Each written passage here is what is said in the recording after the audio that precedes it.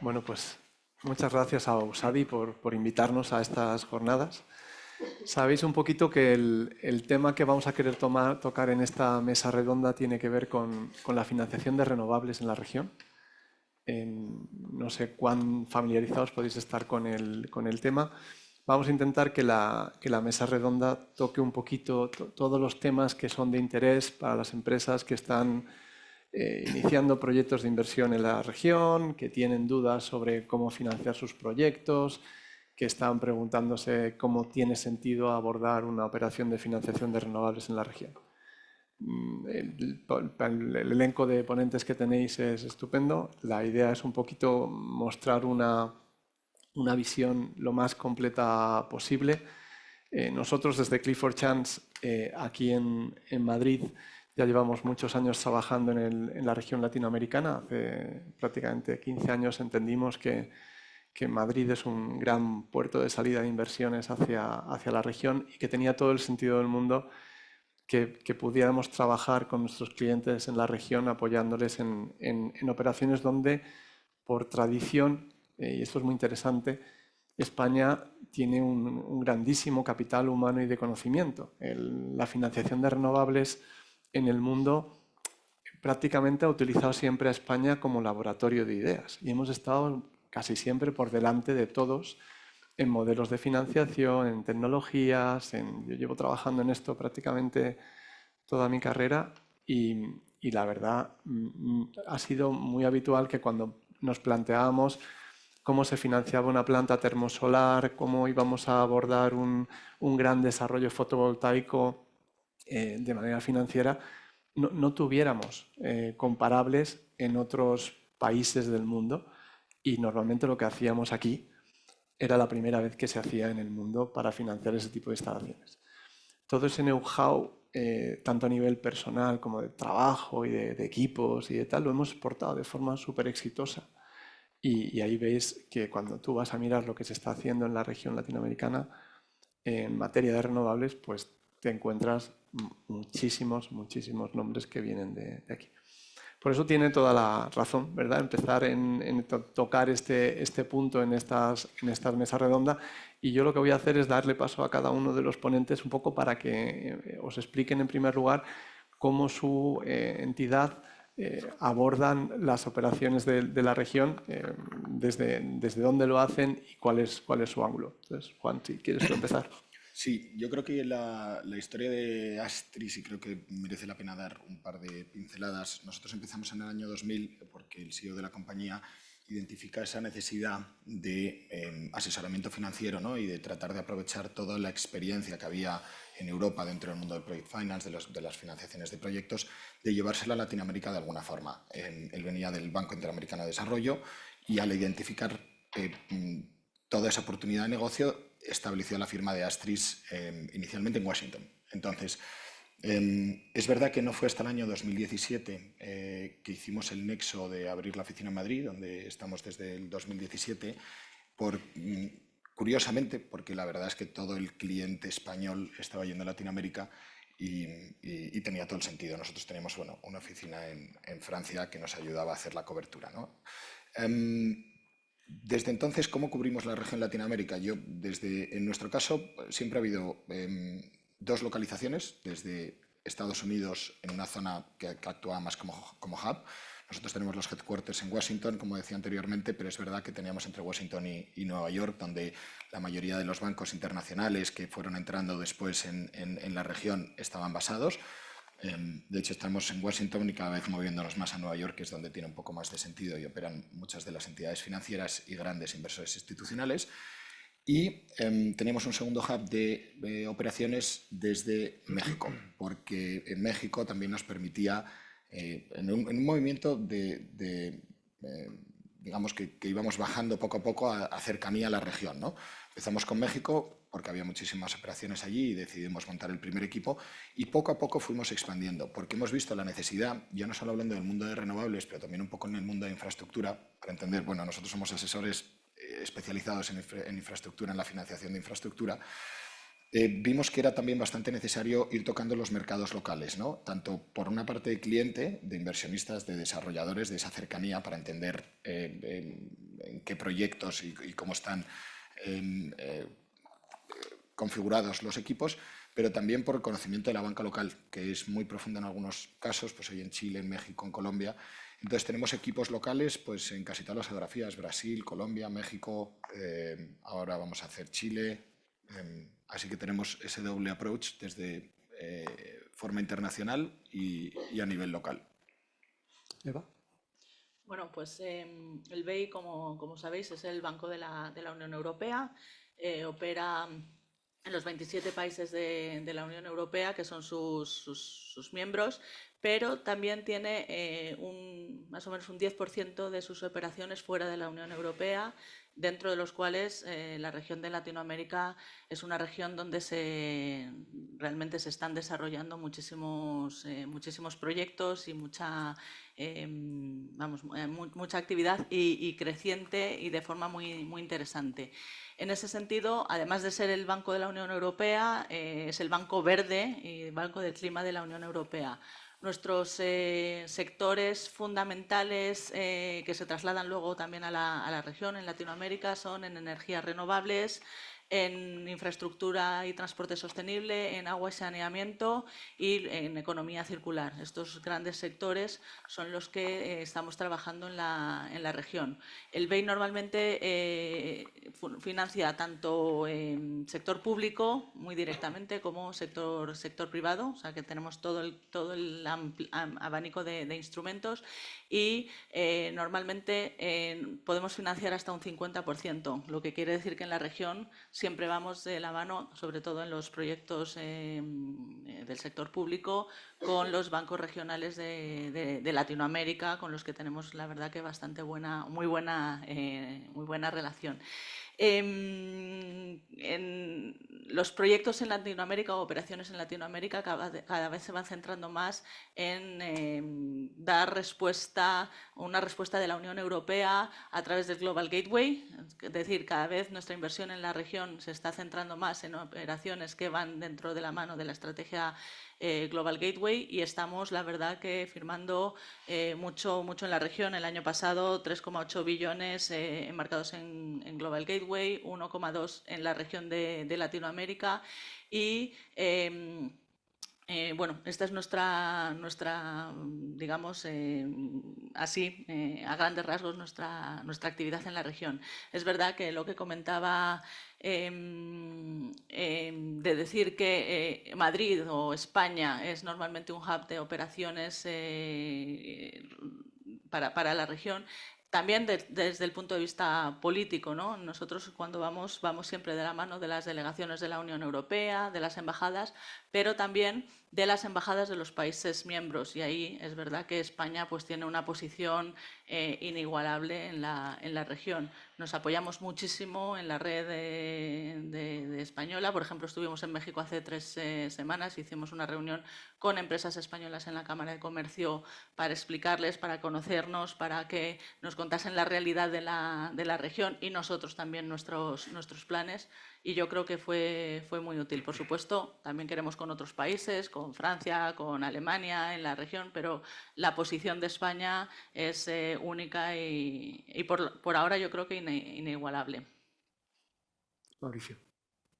Gracias, José. Muy buenos días a todos y todas y gracias por la invitación y por poder contarles un poquito de qué es el Banco Centroamericano de Integración Económica, que es una institución, es un banco regional de desarrollo que fue fundado en los años 60 por los países centroamericanos, precisamente para apoyar a cubrir o a satisfacer algunos de los principales retos en temas de desarrollo y crecimiento económico que tenían los países en ese momento. Se crea dentro del marco del sistema de integración centroamericana y se crea como una institución siendo el brazo financiero que apoya a los países a desarrollar sobre todo grandes proyectos de infraestructura.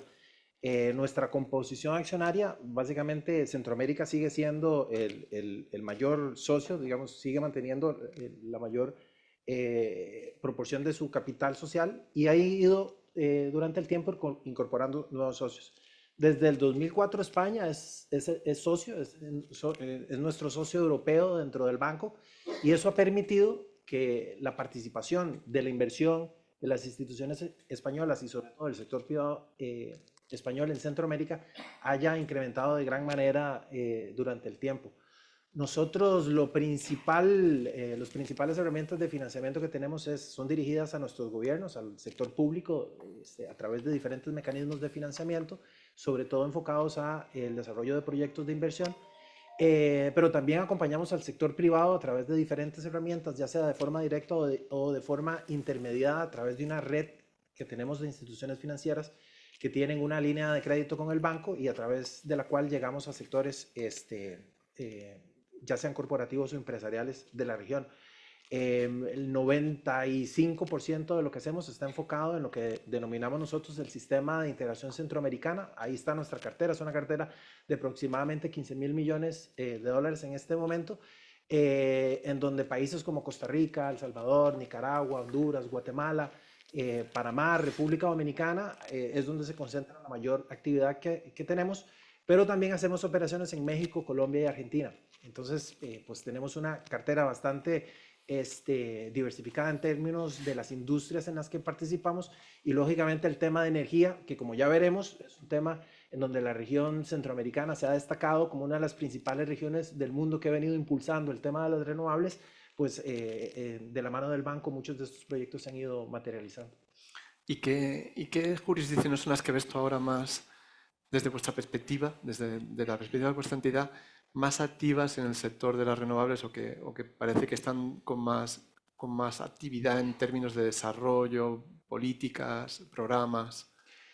Pues es muy interesante que como ya lo decía, la región centroamericana se ha destacado porque cada uno de esos países ha venido de diferentes maneras interviniendo en el sistema de las renovables, impulsándolo desde diferentes ángulos. Tenemos ejemplos muy concretos como el de Costa Rica, que tiene una matriz de energía renovable de prácticamente del 100%. Sí.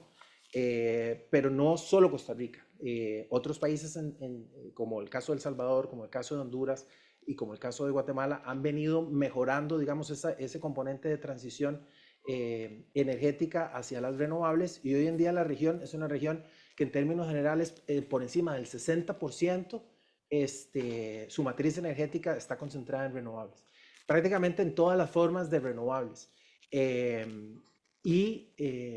A raíz de inversiones que como región también Centroamérica está desarrollando, concretamente el proyecto del Sistema de Integración Regional Centroamericana, el CIEPAC, que es una línea, es un cable de transmisión eléctrica que va desde la frontera de Guatemala con México hasta la frontera de Panamá con Colombia. Eso ha potenciado muchísimo el que los países miren desde dos ángulos el cómo desarrollar estos sistemas. Uno de ellos es el reforzamiento de sus sistemas propios para poder participar más activamente en ese sistema, y lo otro es crear proyectos de generación, transmisión y distribución eléctrica que puedan alimentar la red ya no solo para los sistemas locales, sino para venderlo en las otras partes del continente, hacia el norte con México y la conexión de Panamá con Colombia. Entonces, es una región que está muy activa en términos de estar generando este tipo de inversiones y que a través del tiempo sigue teniendo retos importantes. Cerca del 40% de la matriz energética todavía desafortunadamente depende de combustibles fósiles. Cerca del 6% de los habitantes de la región todavía no tienen acceso a un sistema eléctrico, digamos, básico, que pueda satisfacer las necesidades, y ahí es donde el banco incide con los países y en donde tenemos un pipeline muy importante.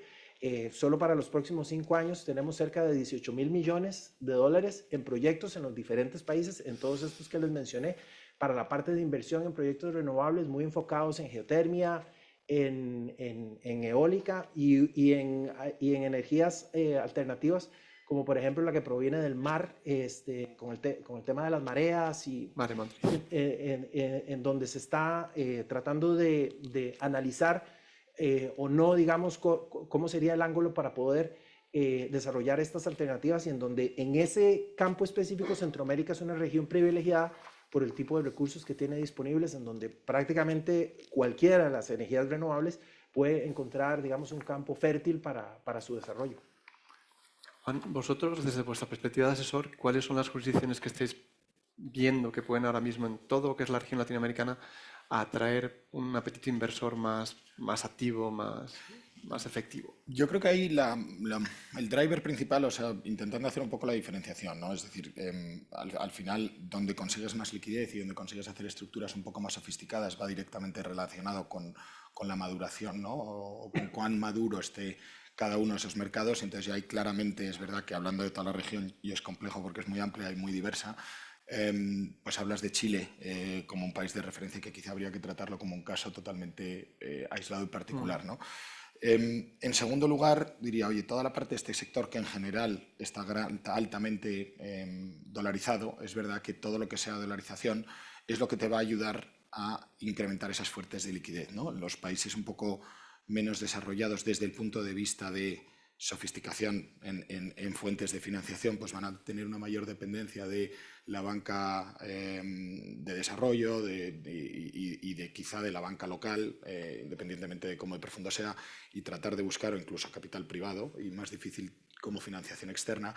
Pero todos aquellos mercados que tienen un sistema dolarizado, que van teniendo unos esquemas de remuneración cada vez más estables, donde ha habido muchísimo impulso de los diferentes gobiernos por tratar de adaptar e ir corrigiendo las ineficiencias que han existido, pues van a atraer ese capital internacional, ¿no? Entonces, ¿cómo consigues esas fuentes de financiación un poco más competitivas? Pues claramente a través de la liquidez. Y ahí de nuevo, pues nos vamos otra vez al dólar, ¿no? Ahí cada vez tenemos y estamos viendo un universo de inversores institucionales que necesitan hacer deployment de capital en la región, donde históricamente habían tenido grandes dificultades pues por volatilidad, por algún bueno, incluso por limitaciones, ¿no? de OCDE que puedan tener a la hora de invertir en ciertos países en específico, que cada vez está cambiando más y les permite penetrar más en todos los países. Entonces, al final, eso conlleva pues, sofisticación de estructuras, mayor liquidez, llevar términos más competitivos, pues lo mismo que nos pasa en España, ¿no? Y ahí sí que vemos, oye, que hay a día de hoy, pues en países como México, porque hemos tenido menos actividad en los últimos años, pero la hubo tanto en Colombia, en Perú, sobre todo, como decía, en Chile. Creo que serían los que más interés están recibiendo del mundo internacional, pero que por otro lado no quiere decir que sean los más activos, porque, bueno, es un poco diferente. Al final la región no se puede perder de vista que son un montón de países que están compitiendo entre sí todo el rato para atraer inversiones, ¿no? Claro. Y donde juega un papel de oportunidad tremendo el momento político, que casi siempre acaba siendo el gran driver de todas estas inversiones. La posibilidad de la certeza, la seguridad jurídica es un elemento esencial. Nosotros desde que hemos venido trabajando hemos ido viendo cómo de alguna forma el peso del interés pues se ha ido desplazando al peso de interés que al principio estaba siendo Chile una constante, que es verdad que Chile es un mundo aparte, pues porque está aislado, porque tiene sus propios problemas de energía y es un país que funciona a su aire dentro de la región. Pues yo recuerdo haber estado muy centrado en inversiones en México al principio, que fue como es el gran país y que lamentablemente lo hemos tenido que perder todos de vista en los últimos 4 o 6 años debido a los cambios gubernamentales. Ahora parece que están intentando otra vez generar un marco regulatorio que dé tranquilidad al inversor extranjero y que puedan aparecer, pero la inversión extranjera en México ha sufrido muchísimo en los últimos 4 años y particularmente en las renovables, porque hubo allí cierta concepción de que la energía era del pueblo y que todo lo que venía a capitalizar la energía se veía un poco como ajeno. Pero hemos tenido experiencias muy interesantes en países como Uruguay, que tuvo un momento de gran esplendor. Estuvimos trabajando allí prácticamente 3 años sin parar y se hicieron un montón de desarrollos. Perú sigue Perú no necesita muchísima energía, va haciendo cositas, mucha hidráulica. Ahora Guatemala tiene un sistema, está promocionando unas subastas que van a ejecutarse en la segunda mitad de este año, que atraerán inversiones. Ecuador, con un programa del Banco Mundial, ha sido capaz de empezar ya tiene sus primeros desarrollos fotovoltaicos financiados por Project Finance, donde además están empresas españolas involucradas. La misma Argentina tuvo un programa que se llama Renovar, que atrajo muchísimas inversiones extranjeras, donde estuvimos presentes desde aquí, y ahora la intención del gobierno de Milei es un poquito volver a a recuperar para la causa ese país, y yo creo que va a acabar trayendo también inversiones extranjeras en los siguientes 2 años. El país la región siempre está cambiando, pero siempre hay actividad. Siempre hay actividad. Y eso es muy interesante porque además es un hervidero, es un laboratorio. Por ejemplo, en Chile, para que seáis conscientes, este año pasado se han cerrado los proyectos de baterías más grandes del mundo. O sea, no estamos hablando de que son los proyectos más grandes de la región, más grandes de... No, los más grandes del mundo. Y todo el mundo está preguntando, todo el mundo, y cuando digo todo el mundo es todo el mundo, literalmente todo el mundo, está preguntando cómo se han hecho esos proyectos en Chile que han generado inversiones superiores a los 1.800 millones de dólares. Y después de hacer eso, están haciendo los siguientes. Cuando todos los demás estamos pensando en los primeros proyectos de baterías que se van a hacer en Europa, se están haciendo algunos en UK, algunos un poquito en Alemania, pequeñitos, apoyados, tal. Aquellos se han marcado proyectos de 500, 600 millones de euros o de dólares cada uno de ellos, ¿no? Y sobre una estructura de Project Finance. O sea, para que os deis cuenta también de muchas veces la importancia que tiene la región, porque todo lo que vamos haciendo en el mundo en materia de renovables va bebiendo de esas experiencias. Y no hay nada que le guste más al mercado como poder apoyarse en un precedente, ¿verdad? Entonces, es súper interesante estar al tanto de lo que se está haciendo, y allí están haciendo cosas muy interesantes. Eva, desde tu perspectiva, los productos, a nivel de los tipos de financiación, ¿qué es lo que veis más habitualmente? A ver, nosotros por nuestra naturaleza, es verdad que en la región tenemos tanto sector público como sector privado. Es verdad que últimamente, al alinearse el banco más con la Comisión Europea, porque al final en la región estamos trabajando con mandatos de la Comisión Europea para el Global Gateway, es verdad que nos es más fácil estructurar proyectos de sector público, tanto directo, o sea, crédito soberano, como créditos marco, como créditos a proyectos concretos del sector privado. Ahí de la Comisión Europea hay 2 ventanas, una Investment Window 1 y 2. La 1 se dirige a crédito soberano y la 2 a subsoberano y a empresas del sector público. Por ejemplo, pues en Costa Rica estamos a punto de firmar un crédito para la integración, para el CIEPAC, para la integración eléctrica, a la empresa de electricidad. En México estamos trabajando con otras 2 multilaterales. Nosotros mismos hemos aprobado una ventana de 1.000 millones de euros para la región solo para la interconexión eléctrica. Pero también trabajamos con el sector privado. En Brasil firmamos hace unos años un crédito grande, hace un par de años un crédito grande con Santander para renovación solar en vivienda. Estamos trabajando también con Naturgy, con Acciona en la región, en Project Finance y en Corporate también. O sea, realmente tenemos el portfolio, ¿no?, de instrumentos. Sí que es verdad que por el tamaño de los tickets y lo que queremos hacer en la región, lo público predomina. Es verdad que estamos tickets muy grandes. El metro de Bogotá, por ejemplo, metro de Quito también estuvimos, interconexión eléctrica entre Perú y Ecuador. O sea que son proyectos pues igual de 300 tickets, de 300. Nuestro ticket mínimo es de 100 millones y entonces siempre buscamos, para público, claro, y entonces siempre buscamos tickets muy grandes en conjunto con otras multilaterales. Mauricio, tú desde tu experiencia en la multilateral, ¿por qué le dirías a alguien, mete una multilateral en tu vida? ¿Por qué meterías a alguien a una multilateral? Dirías, si vas a financiar un proyecto en la región, te conviene tener una multilateral on board. ¿Por qué lo aconsejarías? Bueno, yo voy a contar algo que no es ninguna infidencia, pero que yo estoy seguro que les va a llamar muchísimo la atención. En la historia del banco, nuestros países nunca se han atrasado un día en pagarle al banco. Ese es un buen razón. Y yo creo que ese dato animaría a cualquiera a trabajar en el caso específico con nosotros en la región centroamericana. Hay una relación que es muy importante para que esto sea así, y es que los países reconocen en el banco su banco que es el que les ayuda, digamos, siempre va a estar pues, disponible para poder, dentro del marco de los objetivos estratégicos que el banco tiene y de los proyectos que el banco trata de promover, estar presente y seguirles apoyando. Inclusive en las peores crisis de Centroamérica, el banco siempre ha estado allí y siempre ha sido, digamos, un bastión que los ha ayudado a superar esas crisis. A partir de ahí, pues lógicamente nosotros estamos para asumir algunos riesgos y algunos retos que probablemente la banca comercial no lo percibe, digamos, o no tiene el apetito para hacerlo. Ese es nuestro rol, así ha sido siempre.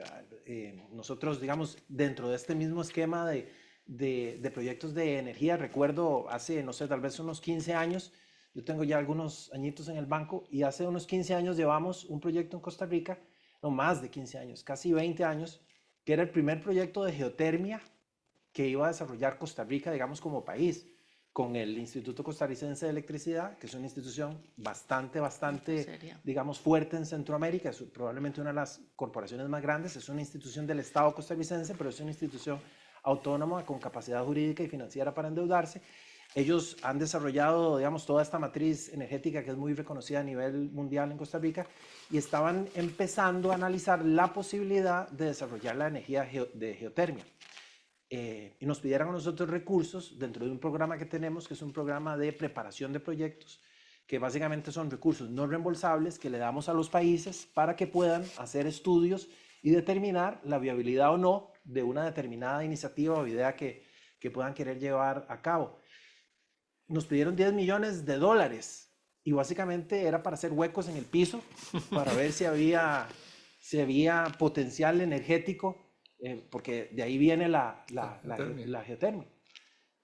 Gracias a Dios, el estudio resultó positivo. Lógicamente, el ICE pues, ya había hecho, digamos, algunos análisis preliminares para tener cierta certeza de que eso iba a ser así, pero cuando nosotros llevamos esta propuesta al directorio nuestro, pues nos decían, pero se están volviendo locos en Costa Rica, nos están pidiendo $10 millones para ir a hacer agujeros en el piso. Al final, esto dio pie a que empezara los proyectos de generación de geotermia en Costa Rica. Financiamos nosotros, a raíz de ese estudio, la primera planta que fue de 150 megawatts, en una zona muy linda de Costa Rica. Bueno, yo soy costarricense, seguro ya se dieron cuenta.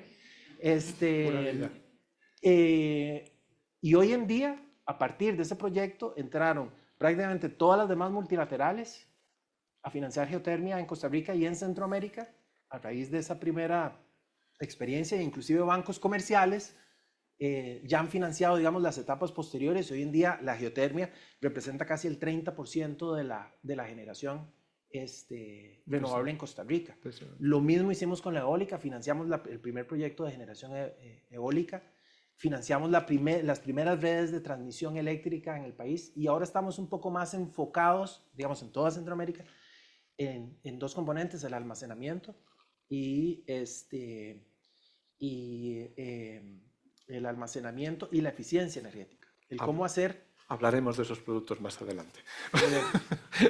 Pero antes de eso, Juan, desde vuestra perspectiva, aparte de la tipología, o sea, una tipología básica, ¿no?, de financiación de proyecto, ¿cuáles son los productos así un poquito más novedosos que estáis viendo, de los que estáis oyendo hablar en efectos de financiar renovables? Pues es que producto novedoso quizá y financiación, cuando hablas de banca comercial, a ver, quizá no son los íntimos amigos, porque son muy amigos de los precedentes y quizá de hecho al revés, multilaterales efectivamente siempre han tenido un poco más de apetito, no sé si apetito a riesgo, desde luego han llevado la bandera, ¿no?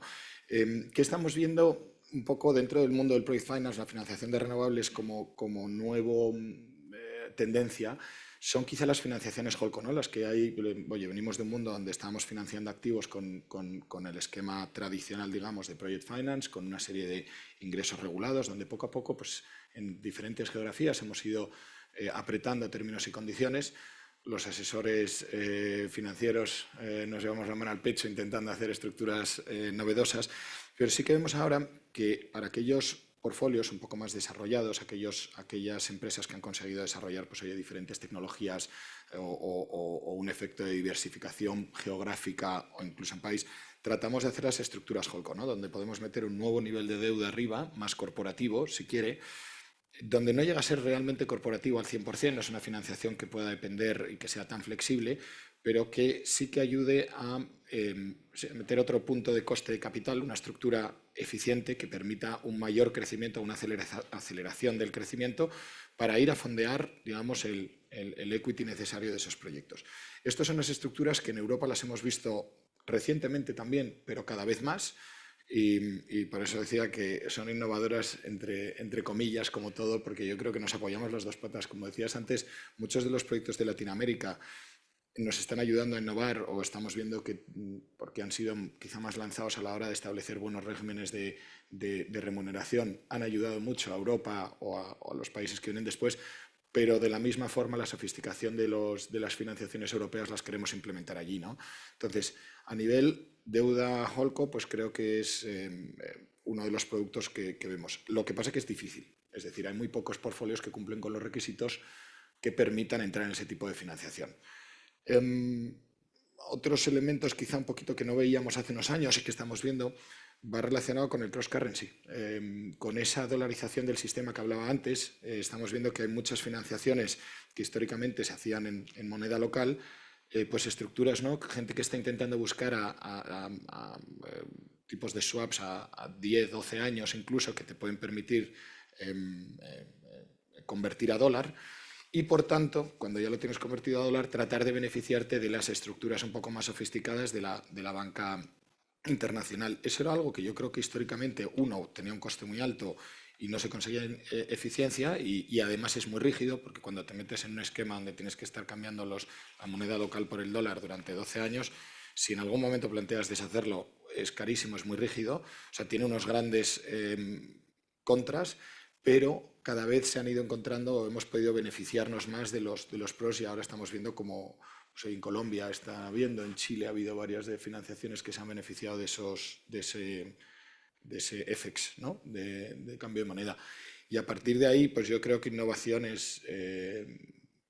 va mucho por la parte de tecnología, que luego tocaremos, pero cada vez hay más apetito por estar buscando esa solución tecnológica más que sofisticar las estructuras en sí. Al final, el mundo de la financiación asume grandes riesgos. El mundo del Project Finance es una parte de riesgos inherentes a estos tipos de proyectos y lo que busca la banca es evitar ese tipo de riesgos o mitigarlos de forma correcta, con lo cual la sofisticación es limitada, diría.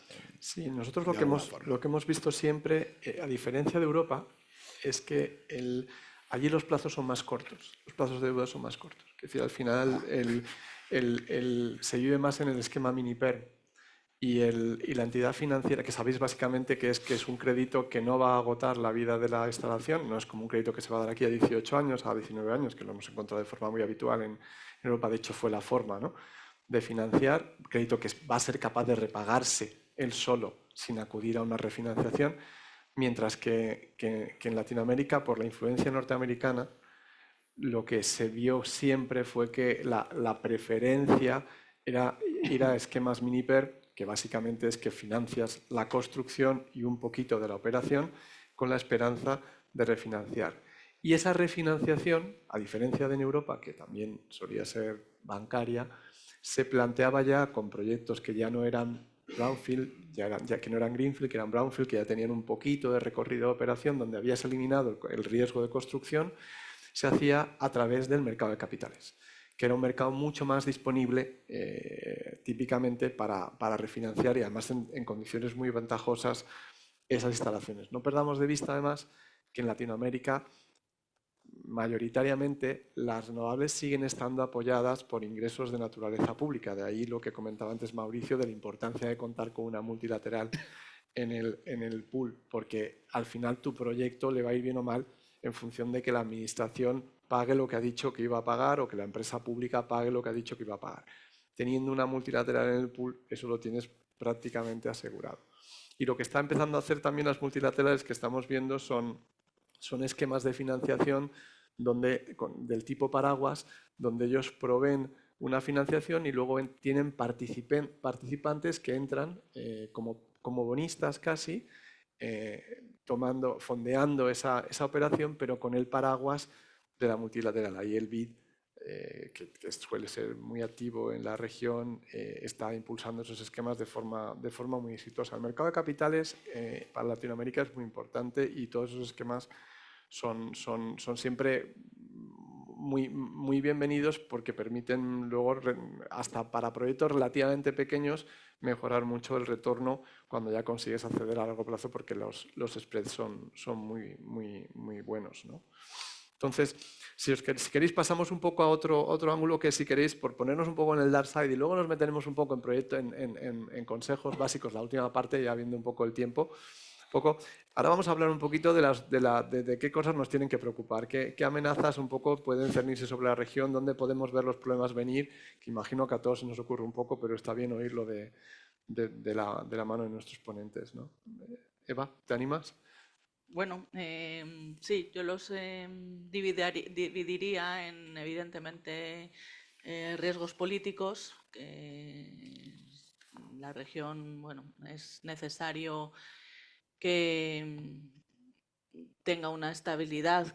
Cada uno de los países es un mundo. O sea, Latinoamérica, hablas de Latinoamérica y realmente tienes tantas realidades como países, y cuando uno está en una fase, el otro empieza en otra fase totalmente contraria y nos está pasando. O sea, países donde teníamos una inversión más o menos estable y más o menos a medio, o sea, teníamos perspectivas a medio y largo plazo, pues ahora están poniendo un poco el freno, como ha sido, por ejemplo, el caso de Argentina en el último año, que teníamos como unas perspectivas y unas firmas casi, y bueno, estamos pasando, por ejemplo, a firmar más con los estados que con el gobierno central. Bueno, México es lo contrario, ¿no? Lo hemos dicho, 4 o 5 años, 6 sin ninguna perspectiva, y ahora parece que hay más apetito de inversión por parte del gobierno. O sea que políticamente realmente tenemos países bastante estables dentro de la región, pero siempre yo creo que estamos un poco a la expectativa de los acontecimientos políticos. Chile, lo habéis dicho, es más estable en general. Nosotros con Uruguay no teníamos un tratado firmado hasta hace 3 o 4 meses, llevaba parado desde el 95, no se había firmado. Entonces ahora podemos. Colombia para nosotros ahora mismo es un país donde están sucediendo muchísimas cosas, porque además hay mucha sintonía, ¿no? con el gobierno. Entonces, bueno, el riesgo político siempre está ahí. La regulación, la estabilidad de la regulación y también el apetito de los países de girar un poco hacia Europa, ¿no? en los últimos tiempos, yo creo que va a facilitar que en nuestro caso, al ser el BEI y la Unión Europea, podamos penetrar en la región de forma un poco más estable y profunda, ¿no? Hasta ahora yo creo que muchos de las inversiones, bueno, realmente con Estados Unidos, con China, estaban un poco más divididas. Ahora parece que las ganas de mirar a Europa, que también es un socio muy estable, un socio que siempre está ahí y un socio que también permite acompañar todo el proceso, ¿no? Desde la regulación, la formación de tanto a nivel público de funcionarios de instituciones como a nivel privado. El banco también hace una asesoría técnica, la verdad que muy completa, y luego la financiación. Yo creo que acompañarles en todo el ciclo da a los países seguridad. También el hecho de que ahora los países tienen un poco más de ganas de endeudarse, que realmente esto en los últimos años no ha sido la cuestión. Entonces, bueno, riesgos políticos, riesgos financieros, ¿no? de querer endeudarse. Nosotros somos el multilateral más grande del mundo, eso no lo he mencionado, pero efectivamente tenemos clasificación tipo AAA y evidentemente somos el banco con menor mora de los multilaterales, o sea que eso, el BEI una vez que entra yo creo que es un sinónimo de estabilidad. Y yo creo que dividir un poco en esos tres ámbitos. También las ganas de la Unión Europea, en nuestro caso, de invertir en la región. Sabemos que hasta 2023, que fue la presidencia española, la región, o sea, la Unión Europea miraba a Latinoamérica muy lejos y ahí siempre es España con su presidencia, la verdad que volvió a poner a Latinoamérica en el centro. Y se hizo la primera cumbre, se volvió a ofrecer, ¿no?, una colaboración más dinámica y más continua. Ahora va a ser la segunda cumbre en Santa Marta en noviembre y yo creo que se va a hacer un repaso de lo que se dijo en Global Gateway Investment Agenda. Se va a hacer un repaso de a ver qué se ha conseguido, qué se ha podido materializar y mirar hacia el futuro. O sea que unos compromisos serios también yo creo que ayudan a que en la región haya mejor diálogo. Entrando un poco ya en la recta final de esta mesa redonda, vamos a intentar ahora hacer unas cuantas preguntas, pero yendo un poco más al grano, si os parece. Y voy a empezar por Mauricio y le voy a pedir que nos haga un poco su apuesta, ¿no? A ver, Fabio, tienes que pensar, Mauricio, voy a decir un par de países que igual no estáis pensando, pero que pueden ser realmente foco de inversiones los siguientes 2-3 años, que a lo mejor no todo el mundo tiene en el radar, ¿no? ¿Tú por qué jurisdicciones, desde tu experiencia y por lo que llevas oyendo y viendo, apostarías? Bueno, en nuestra región, que si bien es cierto, son países muy distintos y con posiciones muy diferentes, dentro de América Latina, la región que más está creciendo como región es Centroamérica. Nuestros países, digamos, en su conjunto están creciendo casi todos por encima del 4%, mientras la región no llega ni al 2%. Y hay países como República Dominicana que está llegando casi al 7%. República Dominicana tiene un potencial inmenso y nosotros estamos viendo una cantidad de inversión y de proyectos ahí que es impresionante. Y la verdad es que lo están haciendo muy bien porque están avanzando no solo en la parte de preparación de los proyectos desde fases iniciales, incorporando realmente especialistas en la materia específica, sino que también están avanzando en temas de la creación de política pública que acompañe esas inversiones. Entonces, República Dominicana sin duda es un claro ejemplo de ello. Y otro que pues para nosotros siempre ha sido un reto, digamos, por las particularidades que tiene como país, que es un país sumamente competitivo, porque es una plaza que tiene un sector privado por mucho el más potente de la región, es Guatemala, en donde pues hay unas necesidades de inversión y unas oportunidades de inversión impresionantes en esta materia de energía, pero también en otros sectores de la industria en general. Coincido. Sí, sí. Y Juan, para cambiar ahora hablando de tecnología, si tuvieras que decir y por dónde van a ir los tiros y qué cosas vamos a ver. Yo creo que ahí la gran respuesta, y siendo muy concreto, baterías, almacenaje y principalmente baterías. Hemos tenido una expansión o una inversión muy intensiva en el mundo del fotovoltaico, lo que ha llevado en diferentes regiones, o sea, desde California, Latinoamérica, España, nos ha llevado a una canibalización de precios. Hay tanta fotovoltaica que al final los precios de mercado se han derrumbado en ciertas horas del día, y la forma y la gran solución de esto es las baterías, ¿no? Y tratar de, por un lado, compensar esa volatilidad de precios, ¿no? De precios cero versus $100 por megavatio hora en una hora más tarde o 2 horas. Y yo creo que sin duda alguna la gran respuesta. No quiere decir que no haya otro tipo de tecnologías que vaya a haber, pero desde luego yo creo que los que más inversión, simplemente por volumen, que tienen que ayudar y complementar a todo el sector fotovoltaico, va a ser la batería, sin duda. Sí, también me inclino a pensar que proyectos que tengan como objetivo producir sustainable fuel, lo que llamamos los hidrocarburos sostenibles para aviación. Sí. Esos van a también, que básicamente son hidrocarburos que se producen a partir de cultivos. Van a empezar a tener desarrollo porque la región es muy rica en materia, en producto bruto, y luego hay unos objetivos muy altos a nivel de aerolíneas de adquirir ese tipo de combustibles para reducir sus emisiones, y entonces va a generar un caldo de cultivo de off-takers que, unido a la potencialidad de la región y a los costes, yo creo que les va a dar también un eso, y es otra forma de descarbonizar que tiene interés, ¿no?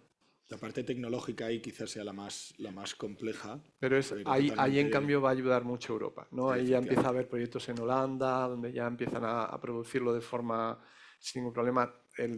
La forma también que estamos viendo ya de mejorar todos los esquemas con el biometano, también en Europa va a ayudar mucho a la región por ahí. Hay un trasvaso, ¿veis?, de conocimiento y de experiencia y de oportunidad. Hemos montado esto aquí, puede salir bien allá. Yo creo por ahí también. Y el gran interrogante que tenemos todos, que es el hidrógeno verde, que no somos capaces de saber. Todos ya hemos trabajado en algo de hidrógeno verde para nuestro desastre, más o menos, de momento, ¿no? Porque no es que haya salido muy bien de momento. Hemos invertido muchas horas de trabajo, pero el hidrógeno está ahí como una posibilidad y permite almacenaje, tiene una serie de ventajas obvias, ¿no? Y yo creo que lo único que falta es un poquito de voluntad pública para ayudar a que el mercado se desarrolle, ¿no? Esas son un poco mi opinión, 3. Y ya para acabar, que nos acabamos de pasar del tiempo de maldición, que estaba mirando el reloj ese, que yo lo veo, pero ustedes no. Vamos a acabar dando cada uno, si os parece, un pequeño consejo. Si lo vamos a ver diciendo, me viene alguien que me dice, tengo que empezar un proyecto en la región y yo le tengo que dar un consejo. Y aquí es difícil porque no lo hemos preparado, con lo cual ahora vamos a ver.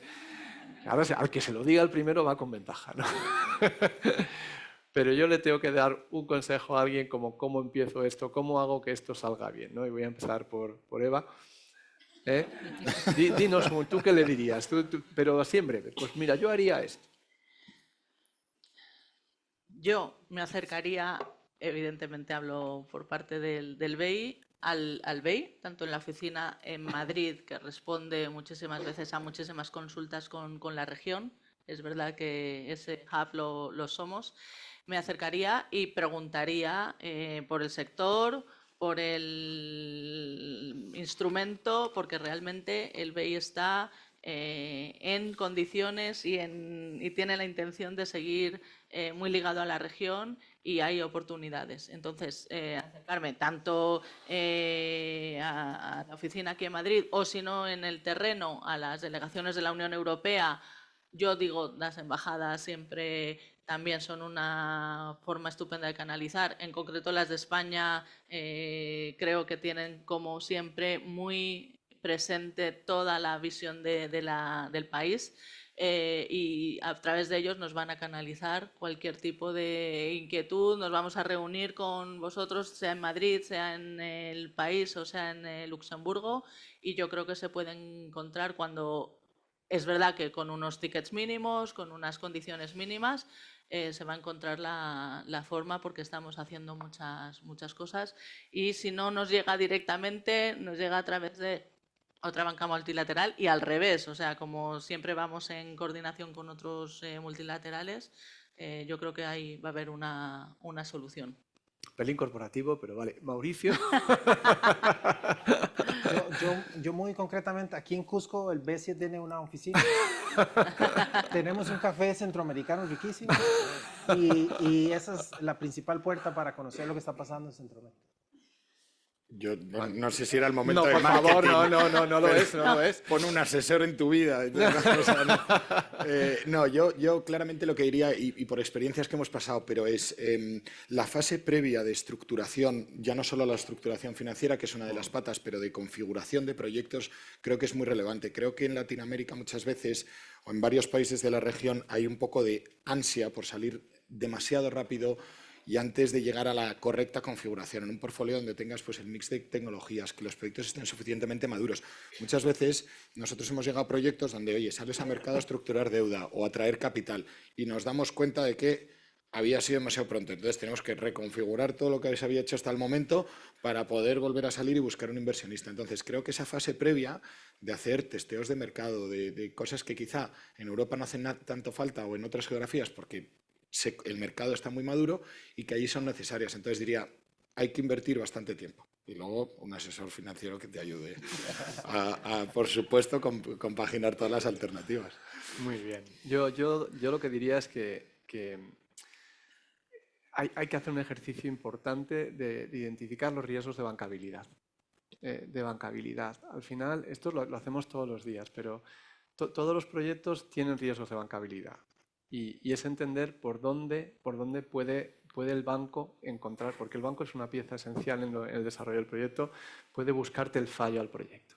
Entonces, si sois capaces de hacer ese ejercicio bien, que básicamente pasa por pasarle al proyecto un screening que todos sabemos hacer en términos de cómo estoy asegurando el riesgo de construcción, dónde está el riesgo de permitting, dónde están los problemas de operación, y toda esa parte final acaba siendo un esquema contractual y algo más. Está muy bien entendida y adecuadamente mitigada, va a ir muy bien lo que venga luego y vais a ser capaces de prever lo que os va a pedir la entidad financiera. Pero eso pasa por un entendimiento del país, del entorno regulatorio, por hacerse con buenos apoyos locales, porque eso es muy importante. Tenga usted, lo ha dicho Juan, pero tenga buenos asesores en su vida y particularmente en el país de destino de la inversión. Gente con la que se pueda trabajar bien. Y luego dotar al proceso de unos tiempos muy bien ordenados, que no haya loopholes, que no se pierda mucho tiempo entre una fase y la siguiente, que haya una continuidad en el trabajo, porque si no vais a tener problemas, ¿no? Y eso luego, con un poquito de orden y con que le digo yo, el libro en la mano, todo sale. Y un poquito de suerte, porque siempre hay que tener un poco de suerte. Hemos tenido esto. No sé si tenéis alguna pregunta que queréis hacer a los ponentes antes de que el tiempo se nos agote de verdad, del todo, y ya Margarita nos eche de aquí, que está a punto. Sí.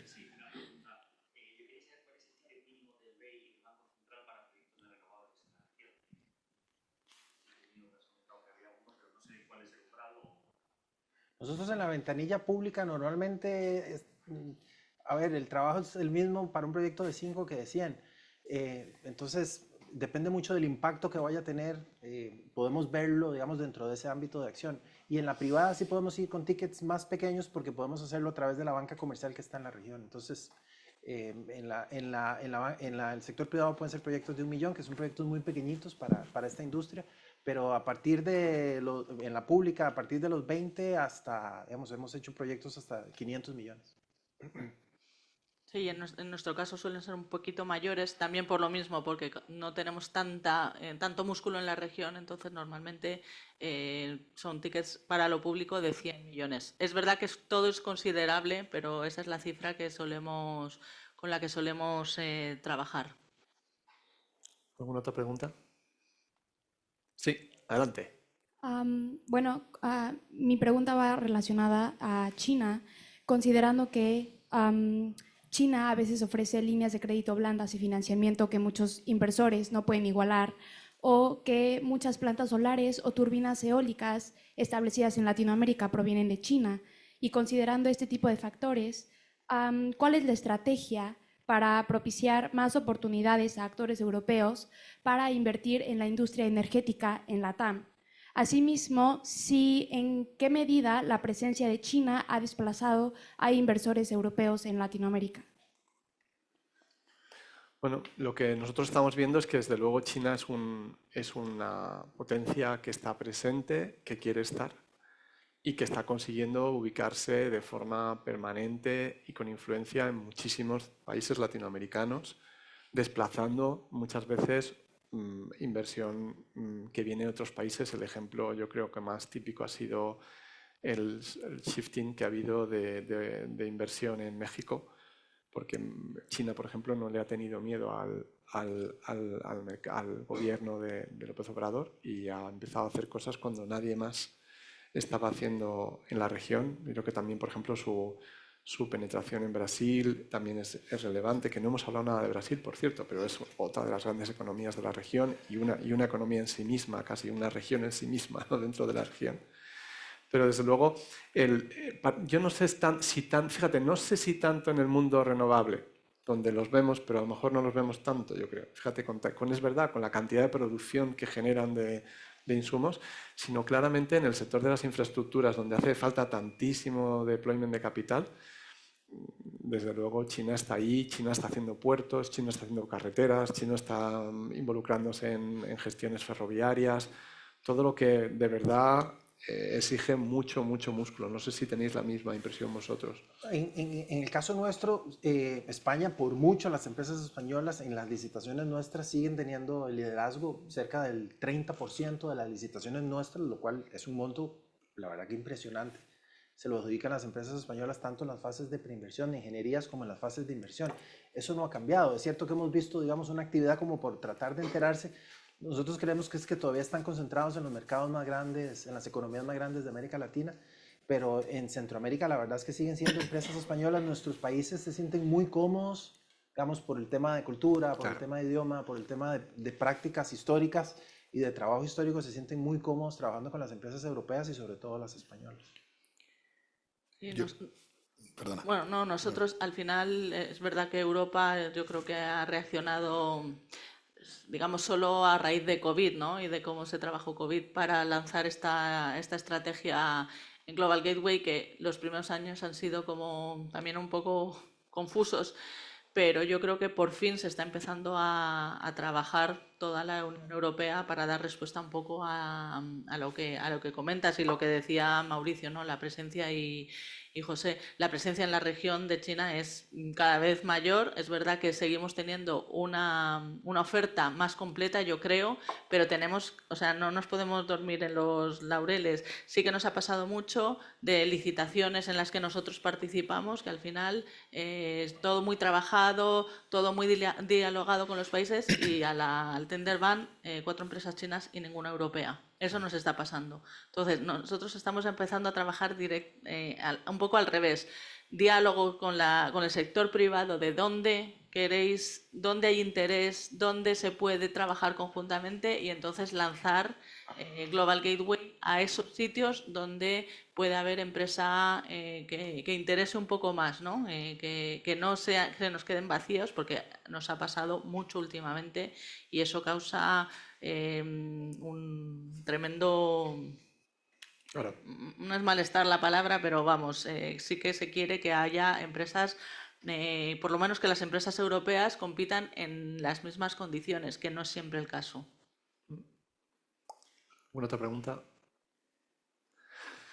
Pues damos por terminada esta ronda. Muchísimas gracias por la atención.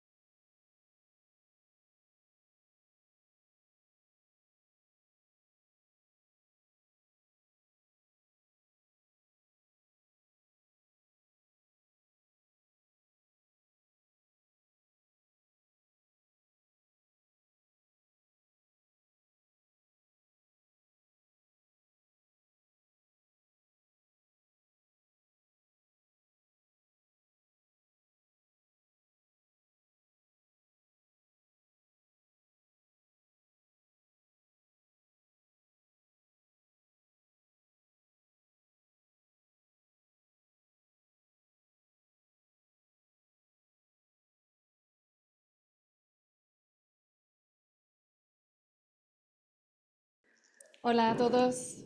Tenemos el privilegio de ser los últimos de la jornada. Digo privilegio porque aunque estamos justo antes de la hora del cóctel, a mí me gustaría pensar que han dejado lo mejor para el final. Tengo el placer de estar acompañada por Carol Morales, CFO de Pronocal, una compañía que ha pasado por varios retos relacionados con precios de transferencia en los últimos 10 años y que ya está sufriendo esto. También estoy con Rima Yuspan, nuestra líder de corporaciones internacionales, International Corporations, que ya muchos la conocéis. Y tiene una contrastada experiencia en todo el ámbito fiscal, empresarial, legal, etcétera, de multinacionales, tanto aquí en España como Latinoamérica y seguramente otros países. En realidad, la que tiene la experiencia en precios de transferencia y dilatada es aquí la señorita Claire Sanga, que lleva ya muchos años trabajando con nosotros.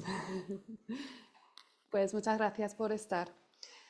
Carol, ¿en qué países has tenido más responsabilidad y interacción con precios de transferencia, como tu posición de CFO en Pronocal y otros sitios donde has trabajado? Primero de todo, gracias por estar aquí y por invitarme. He tenido la gran suerte de poder liderar directamente grupos de empresas en los que tenían filiales ubicadas tanto en Europa, Asia, Latinoamérica. Específicamente dentro de Latinoamérica he trabajado con varios países, Brasil, México, Colombia y ya justo ahora en el grupo Pronocal estamos trabajando muy directamente con Dominicana, Perú y Uruguay.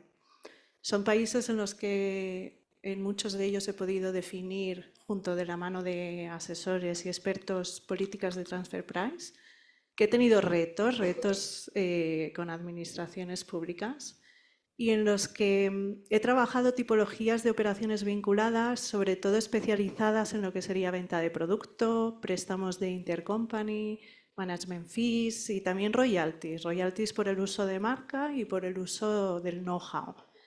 Dentro de estas 4 tipologías, la parte más retadora para un CFO, ¿no?, es poder tener esta documentación que te avale todas esas transacciones y también, sobre todo, desde un punto de vista a nivel de la venta de producto, es clave poder reflejar en el precio de transferencia lo que serían las funciones, el nivel de funciones y de riesgos que asume cada una de las partes, tanto la casa matriz como la casa local. Desde el punto de vista de préstamos, por ejemplo, uno de los retos más claves que nos hemos encontrado es poder estipular ese interés, ese porcentaje de interés que se cobra entre las empresas a precios de mercado. Pero no solo eso, porque no radica ahí, sino también el poder avalar que la filial va a poder pagar a la matriz este dinero, ¿no? Va a poder devolver el préstamo, porque si no el riesgo que tiene es en un futuro de recapitalización y reducir lo que serían los flujos dentro de la holding.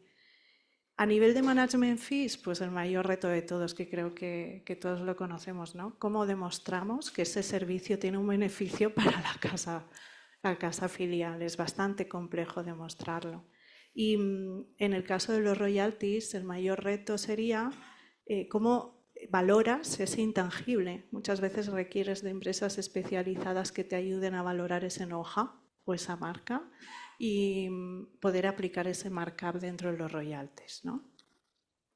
Y Rima, cuéntanos un poco tu experiencia específicamente sobre precios de transferencia. Experiencia, lo que decía, la más experiencia eres tú, Claire, pero la mía más que nada es larga, pero no por la exposición, sino por la edad. Ya sabéis que soy de las antiguas, no me gusta llamarme vieja. Pero vamos, yo le comentaba a Claire y también a Carol antes que, o sea, durante todo el tiempo que hemos ejercido nuestra profesión, nosotros empezamos en un momento en donde nuestra mayor preocupación era tener un contrato entre las dos partes. O sea, esa era toda la preocupación. Es que no teníamos el contrato de préstamo interco Y como documentación, pues a lo mejor encontrabas, en el mejor de los casos, que alguien había sacado un pantallazo de un préstamo solicitado a un banco y ahí salía el tipo de interés. Entonces, venimos de ahí. Luego, por sentar un poquito las bases, todo el tema de la legislación de precios de transferencia lo que intenta hacer es pues, sentar las bases para evitar la erosión de bases imponibles en los distintos países y el traslado de esas bases entre un país y otro, por simplificarlo, luego la cosa se complica. Entonces, una vez teniendo eso en cuenta, claro, empezamos a ver todo el tema de BEPS. Teníamos las guías de la OECD, luego viene BEPS, y con BEPS empezamos a ver pues, los requerimientos de documentación, toda la transposición de las directivas a las diferentes regulaciones, cada uno un poquito a lo suyo y a sus ritmos, hasta que, bueno, pues llegamos ahora a un momento, ATAD nos volvió a todos locos con, bueno, pues la homogenización, se centraba más a nivel europeo y luego llega ATAD 2, que ya ATAD 2 nos abre el mundo al tema internacional, un poquito. Entonces, y como decía antes, creo que eran nuestros compañeros de la mesa de fiscal internacional. ATAD 2 ya se complica muchísimo más porque empieza a mirar estructuras híbridas, intenta evitar asimetrías. Lo que decían nuestros compañeros es, bueno, pues un pago que es deducible en Brasil, pero que luego resulta que cuando llega a la matriz en Holanda, como se trata de una estructura transparente, pues en Holanda queda exento. Y entonces no ha pagado ni en Brasil ni en Holanda. Y entonces ya empezamos a ver que bueno, pues todo se sofistica, pero la legislación, pero también las autoridades tributarias. Entonces, exposición, hemos tenido un poco, pero ya lo digo, por el tiempo que hemos estado ahí.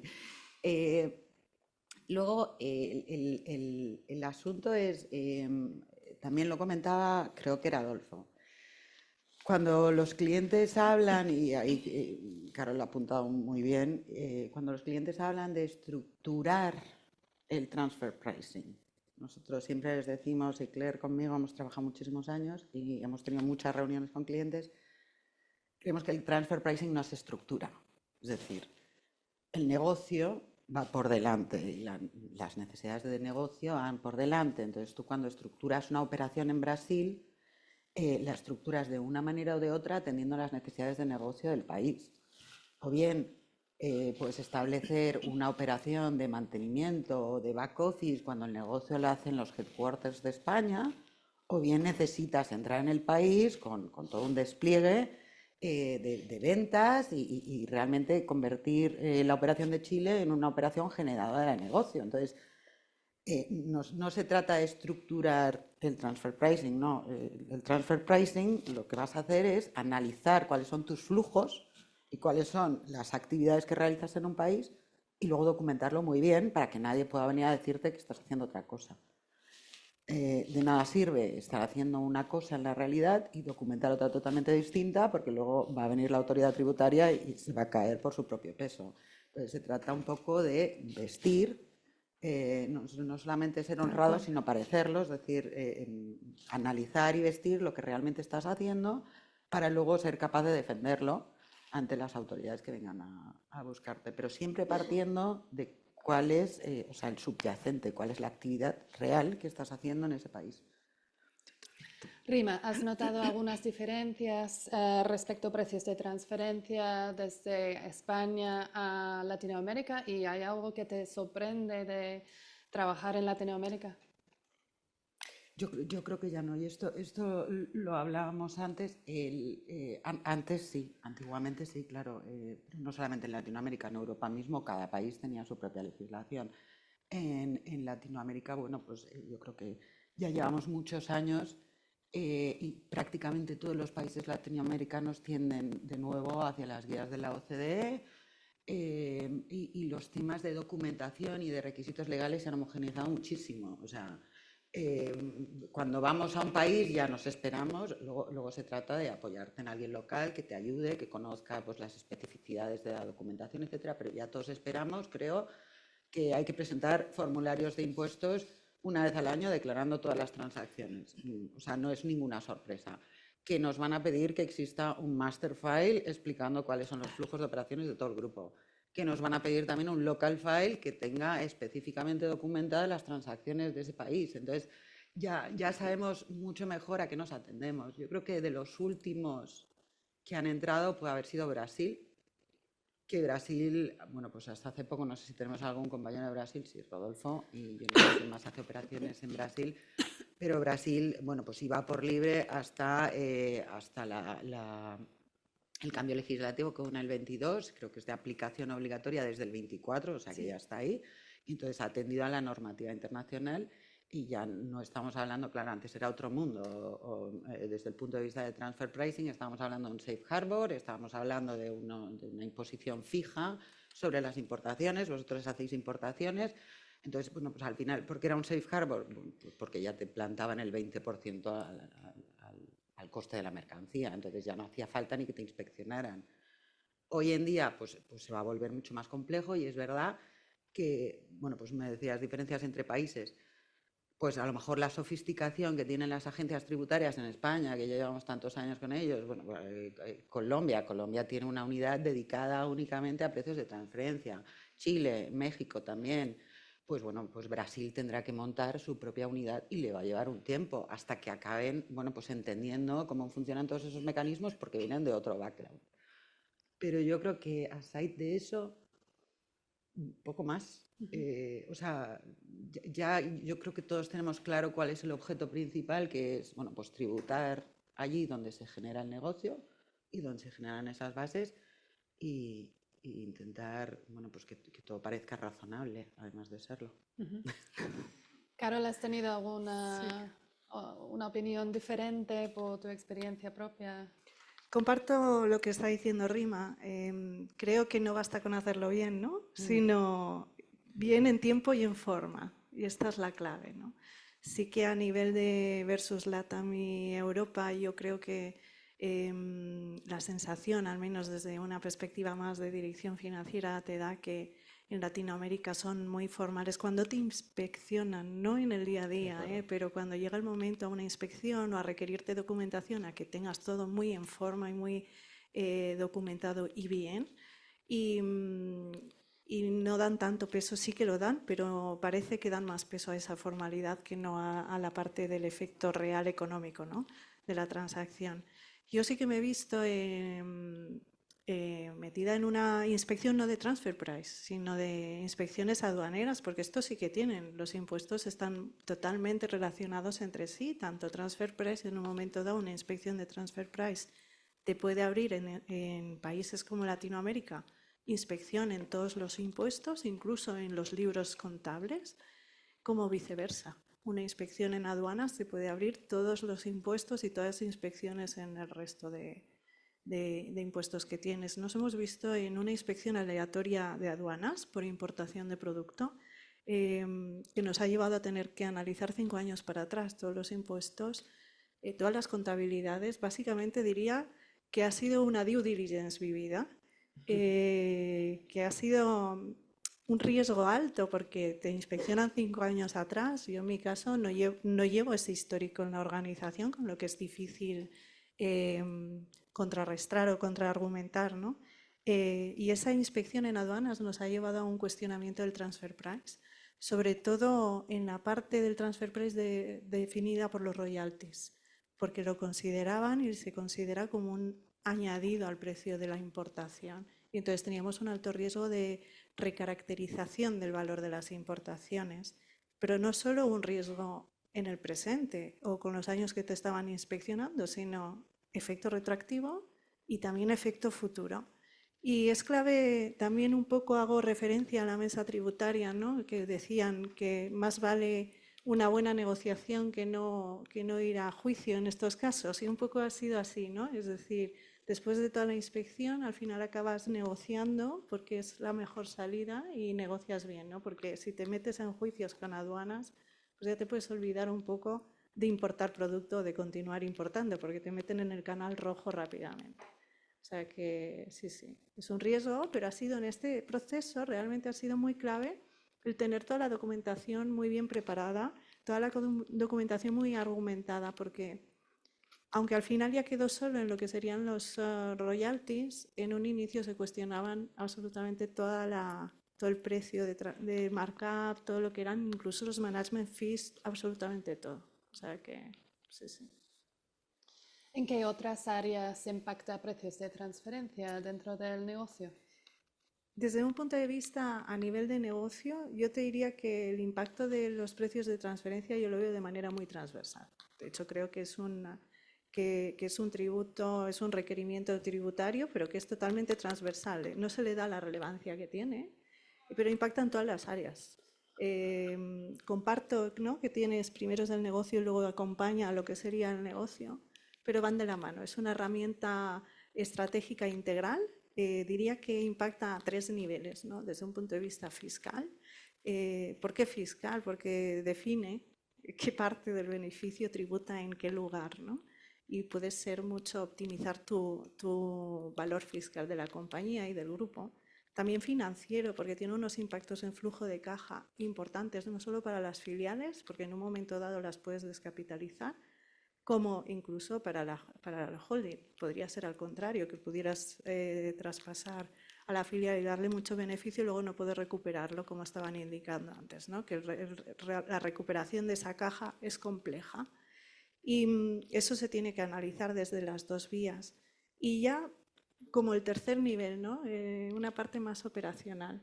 Y operacional porque es que está ligado con todos los flujos operacionales de la casa. Os puedo contar un ejemplo, ¿no? Si tienes un grupo de empresas y en tu holding estás haciendo trading también de una línea de negocio, pero tienes otra filial que hace otra línea de negocio de producto, ¿de cuál de ellas te compensa llevar más la gestión operativa, ¿no? O comprar directamente a los proveedores y traspasarlo de un momento dado a otro? Pues impacta hasta el nivel de tener que ver si la la filial más pequeña tiene la capacidad de servir al resto del grupo o no, si sus sistemas informáticos y financieros están preparados para ello.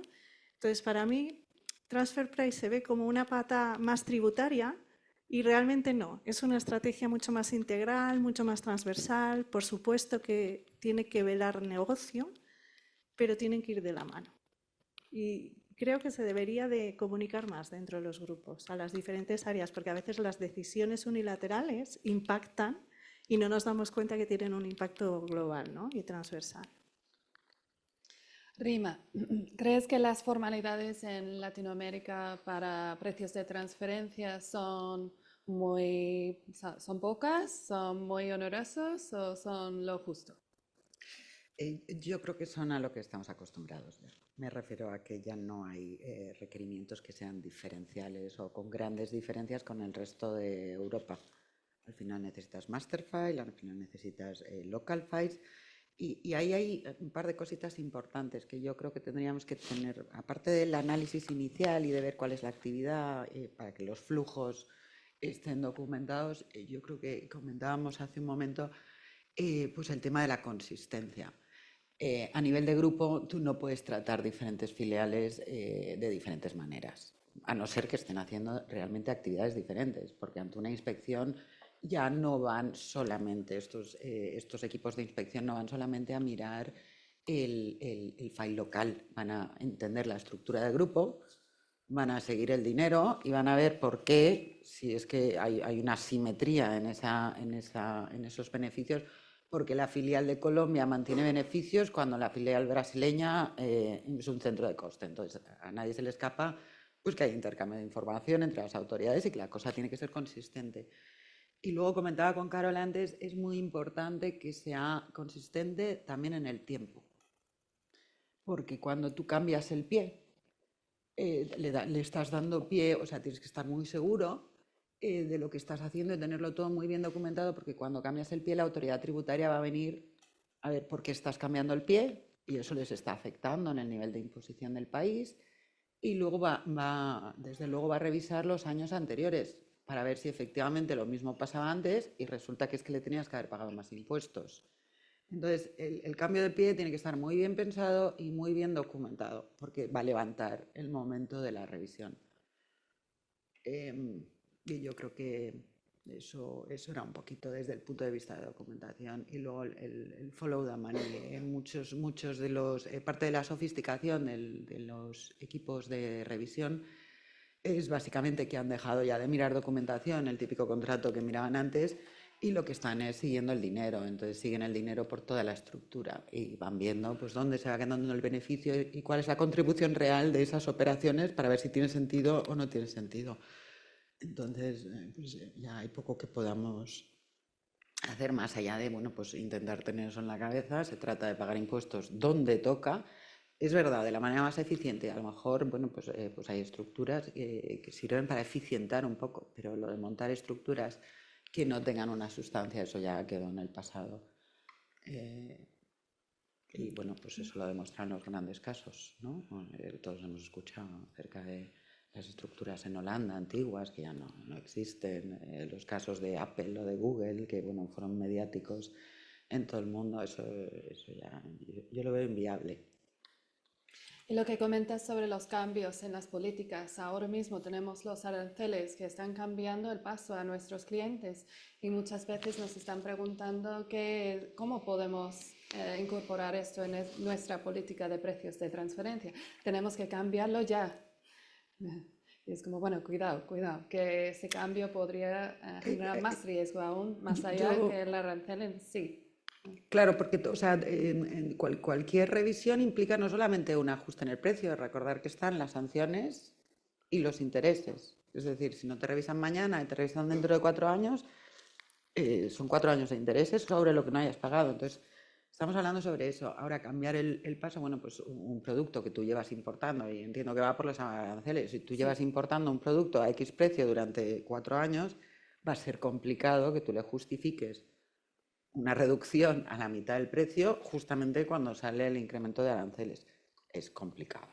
O sea, yo creo que ya con la información y los sistemas de verificación que tienen las autoridades tributarias, las de Estados Unidos en concreto, la española no se queda atrás, pero la de Estados Unidos, bueno, pues tiene un nivel de sofisticación importante.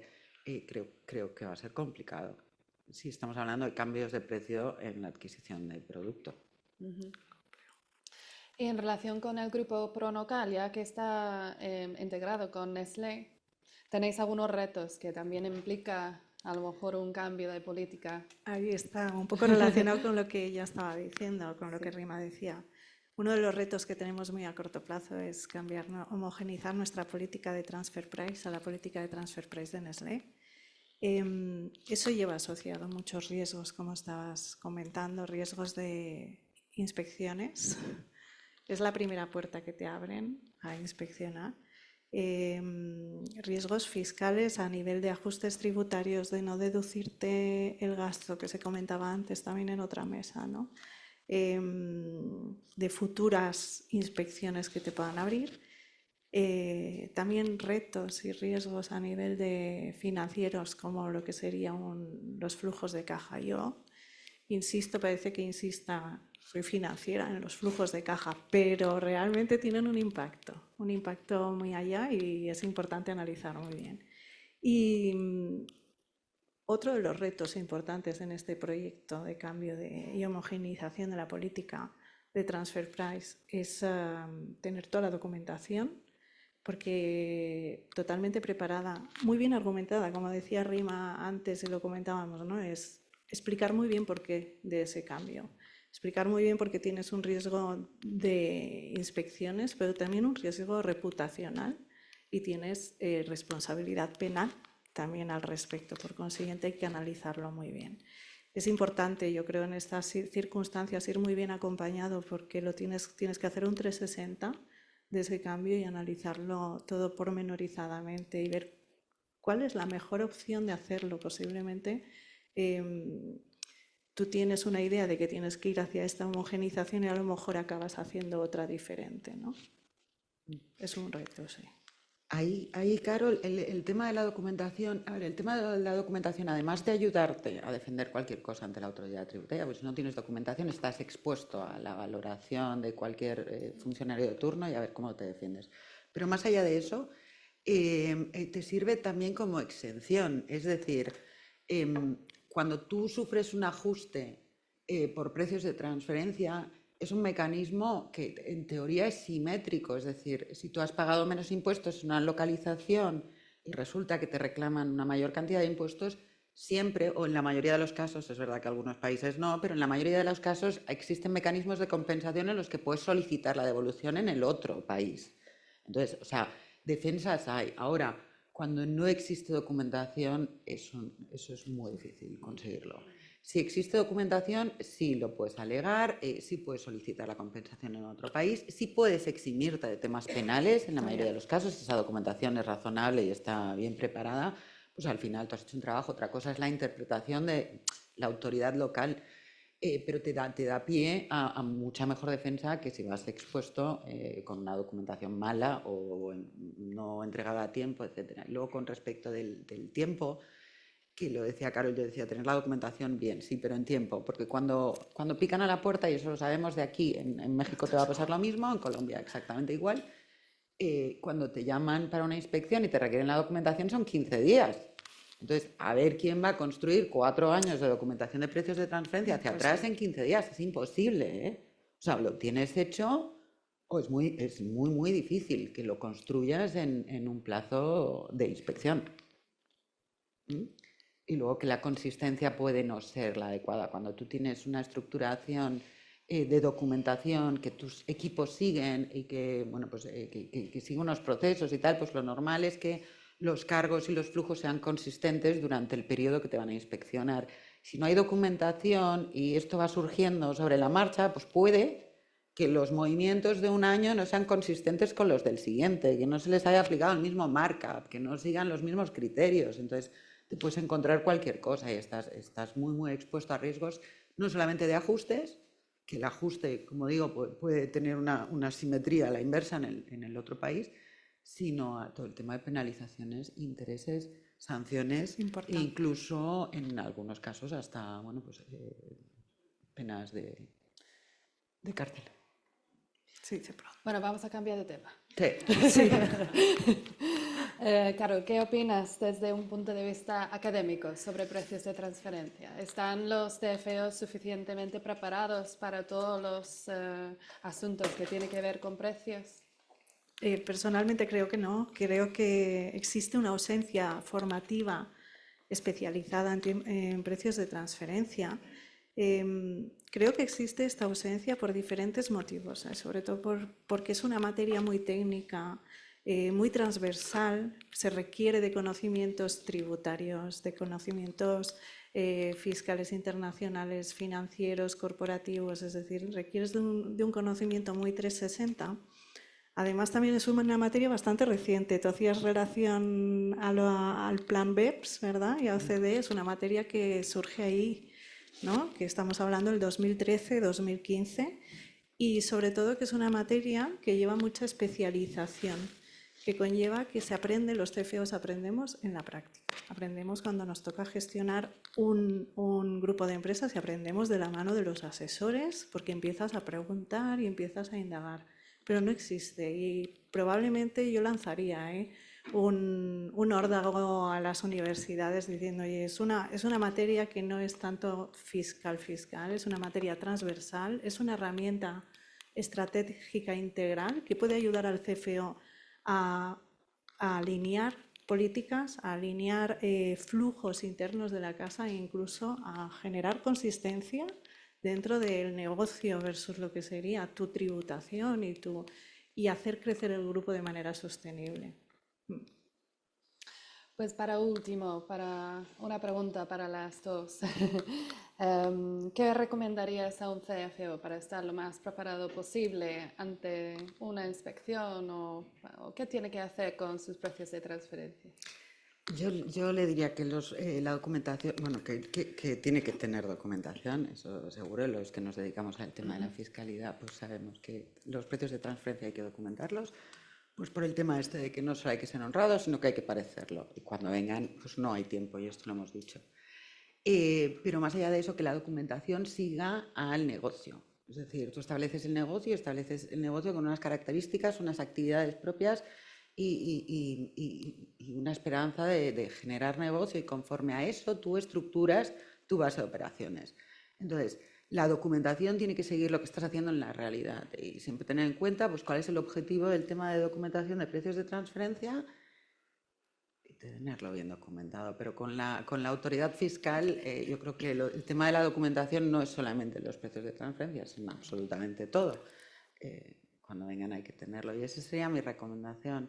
Guiarse de del conocimiento local, que más allá de pues, toda la documentación global, se necesita un conocimiento local específico para ciertos requerimientos de documentación, pero que las guías principales son las mismas ya prácticamente para todo el mundo y que lo que nos podemos esperar es eso, master files, local files y consistencia. Yo, por mi parte, le recomendaría visión estratégica, un enfoque más estratégico, más preventivo, relacionado con la documentación, tal como estaba diciendo Rima, y sobre todo muy adaptable, porque la normativa va cambiando, porque las empresas cambian, el riesgo geopolítico te lleva a tener que ser adaptable. Y lo que decía Carol es totalmente cierto. Al final, pues el enfoque estratégico y el enfoque de negocio al final te evita que tengas problemas a la hora de justificar algo, porque al final, pues lo que no es real pues es muy difícil de sustentar cuando vienen, pero es que además estructurar tus precios de transferencia de manera irreal no sirve de nada, porque luego te cambian el paso. ¿Quién lo comentaba? Adolfo comentaba, pues es que las reglas son las de hoy. Mañana, a lo mejor una estructura en cualquier lugar que tú hayas implantado solamente con el objetivo de reducir la fiscalidad, pues no te va a servir. Entonces, lo lógico es que lo hagas de la manera más eficiente, pero siempre teniendo en cuenta el negocio que vas a hacer. Muchas gracias, Carol y Rima.